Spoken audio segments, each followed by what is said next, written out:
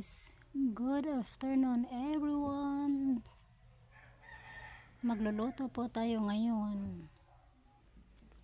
Ayan, ang lulutuin ko sa araw na to ay adobong sitaw.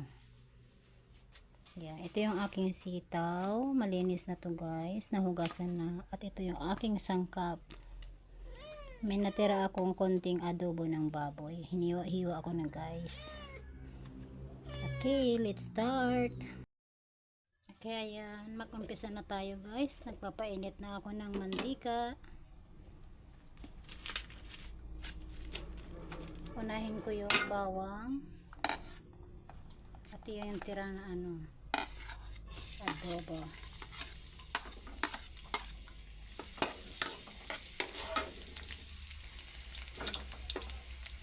Next natin yung sibuyas. Ayan guys, may own version sa pagluto ng adobong sitaw.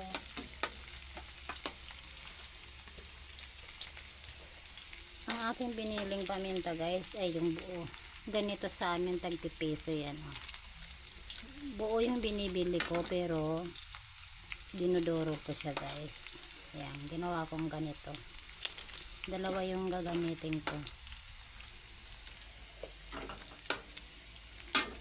Ilalagay ko yung paminta guys kasi gusto ko maamoy yung aroma ng paminta. Para-paraan lang guys ang pagluluto.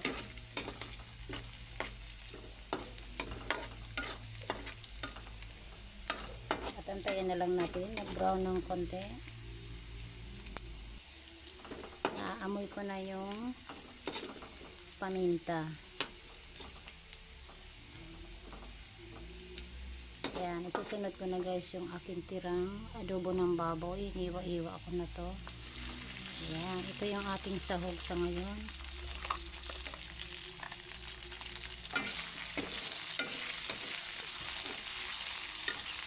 Ayan, natalsikan pa ako ang init. Ang bango. Kasi yung ating sahog ay adobo.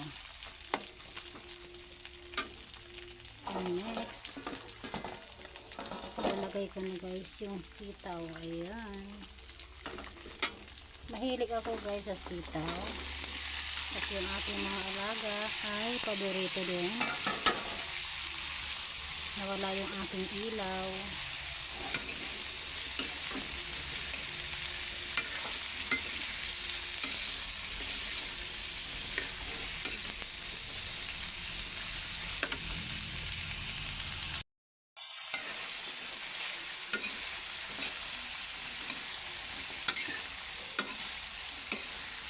Halo muna.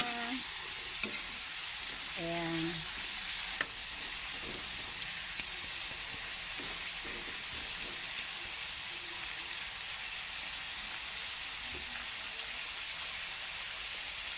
Saka na ako maglalagay ng toyo. Kunti na lang guys kasi yung aking adobo ay malasa na. Kung kulang naman ay mamaya na lang natin lalagyan.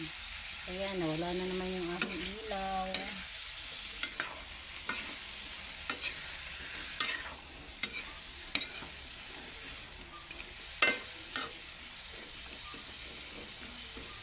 Takpan muna na.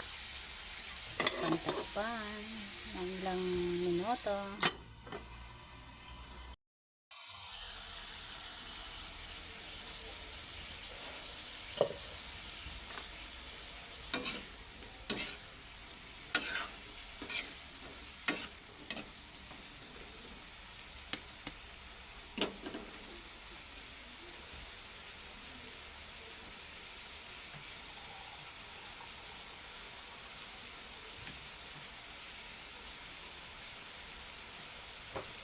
Tsaka lang ako guys maglalagay ng tubig kasi nakita ko na yung lumabas na tubig kanina. Kunti lang.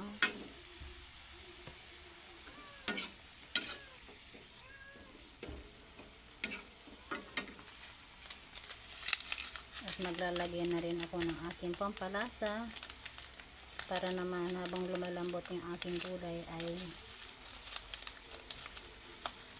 magsama-sama na yung lasa nila. Okay.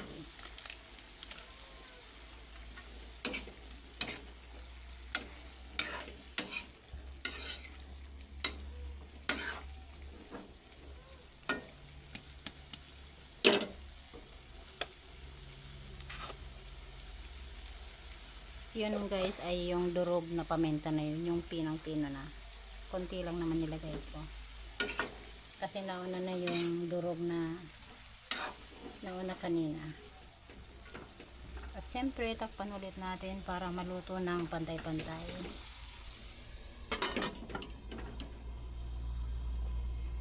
Okay guys, sa aking mga subscriber po, lalo't lalo na sa aking mga viewers, thank you very much. Please comment po kung sino man pong nandyan para mabalikan ko kayo. Ayan, nagpupunas-punas lang ng paligid ng aking lutuan para mabalikan kayo ni Katz. Sa mahinang apoy lang yung guys, kasi antayin lang natin lumambot yung ating gulay. At kailangan din natin tingnan, syempre.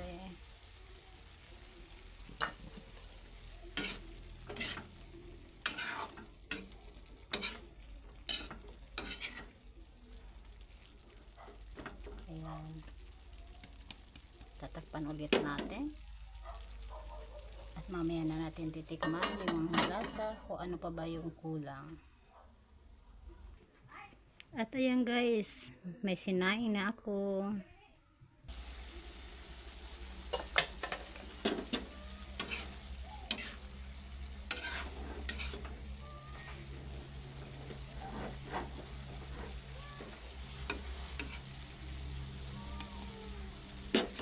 Tikman natin yung ating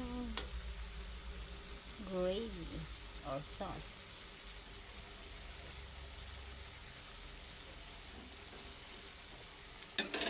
At diba guys, kapag nag-aadobo ay mayroong konting suka, konti lang ako guys maglagay. Yan, okay na yan. Para naghahalo yung amoy toyo and suka sa ating adobo.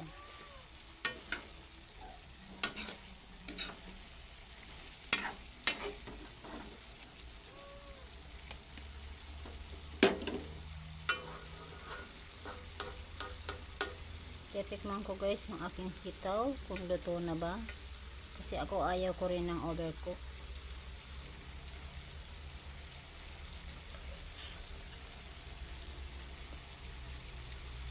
Almost done.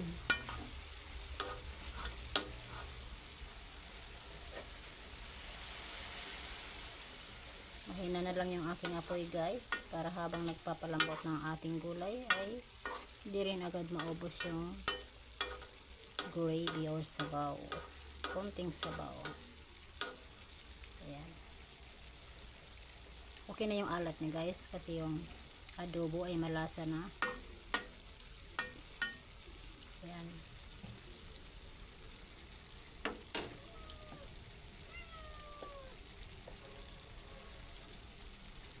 Kumusta po kayo lahat? Sana di kayo magsasawa. Bakas-bakas lang po guys, para na naman pagka tapos na ako sa aking pagluluto ay kayo naman ang aking mabibisita sa inyong mga bahay. Kaya nauuhaw si Katz, kaya uminom ako ng tubig.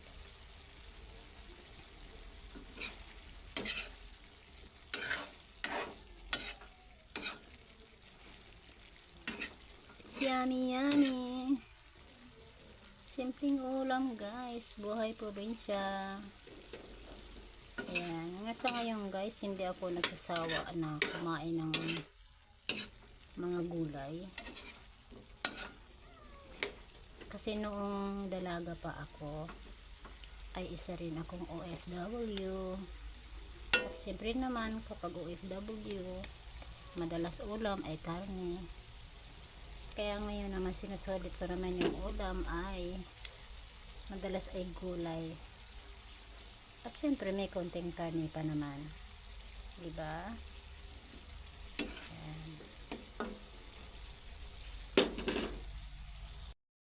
Ayan na guys, luto na ang ating adobong sitaw.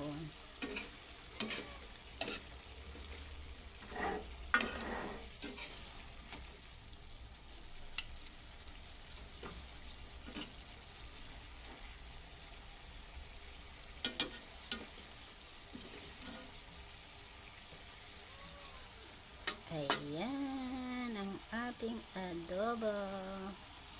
Thanks for watching guys, and God bless you all. To all my subscribers, followers, and viewers. Thank you, thank you, thank you, thank you. Bye-bye.